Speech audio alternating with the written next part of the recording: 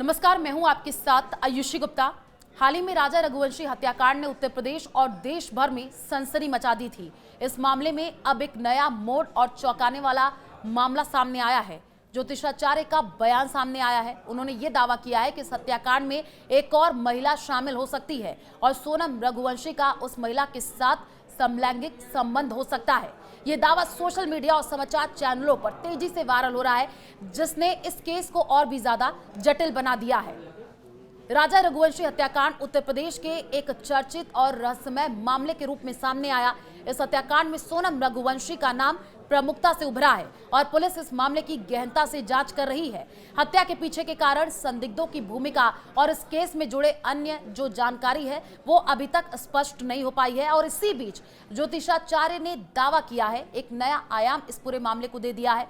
आपको बता दें कि ज्योतिषाचार्य ने ये कहा कि अपने विवादास्पद बयानों के लिए हमेशा से वो चर्चा में रहते हैं और एक सनसनीखेज दावा उन्होंने किया है। उनके अनुसार राजा रघुवंशी हत्याकांड में एक और महिला की भूमिका हो सकती है और इस महिला का सोनम रघुवंशी के साथ समलैंगिक संबंध हो सकता है। और दुबे ने यह भी दावा किया है कि संबंध हत्याकांड का एक संभावित कारण या प्रेरणा हो सकता है। हालांकि उन्होंने अपने दावे के समर्थन में कोई ठोस सबूत पेश नहीं किया है और यह बयान मुख्य रूप से उनकी ज्योतिषीय गणनाओं और अनुमानों पर आधारित प्रतीत होता है। ज्योतिषाचार्य आपको बता दें कि उन्होंने राजा रघुवंशी मर्डर मिस्ट्री में चौंकाने वाले दावे किए हैं। उन्होंने ये बताया कि राजा के परिवार ने उनसे प्रश्न कुंडली बनवाई थी।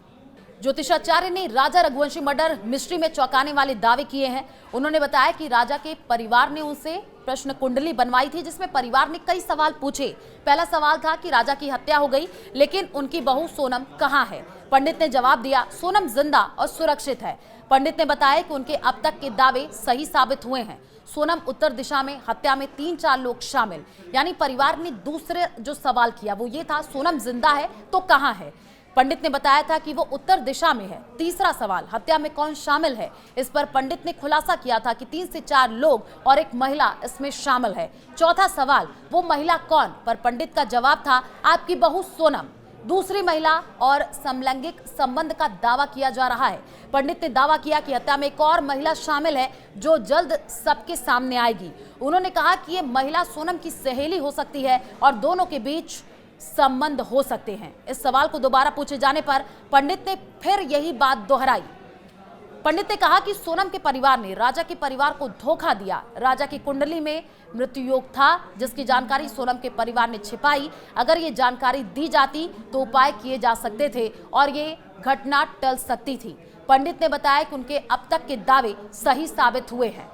पंडित ने कहा कि उन्हें परिवार से पूरी जानकारी साझा करनी चाहिए। कुछ भी छुपाने से राजा जैसी घटनाएं हो सकती हैं। उन्होंने सुझाव दिया कि विवाह से पहले सिर्फ गुण दोष मिलान काफी नहीं, बल्कि ज्योतिषाचार्य से योग भी दिखवाने चाहिए। ज्योतिषाचार्य के इस दावे के बाद सोशल मीडिया पर बहस छिड़ गई है।